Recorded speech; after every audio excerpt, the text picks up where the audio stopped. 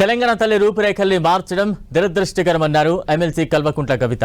రేవంత్ రెడ్డి చేస్తున్న ఈ చర్య వల్ల తెలంగాణ తల్లి కన్నీళ్లు పెడుతోందన్నారు. ఉద్యమానికి స్ఫూర్తినిచ్చిన తెలంగాణ తల్లిని సచివాలయం లోపల ఏర్పాటు చేస్తున్నారని విమర్శించారు.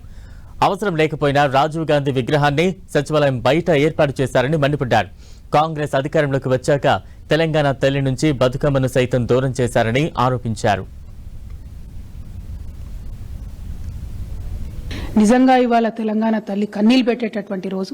వందలాది మంది బిడ్డలను కోల్పోయినటువంటి తెలంగాణ తల్లి ఇవాళ జరుగుతున్నటువంటి ఈ చర్యతోని తప్పకుండా కన్నీళ్లు పెడుతుంది, బాధపడుతుంది.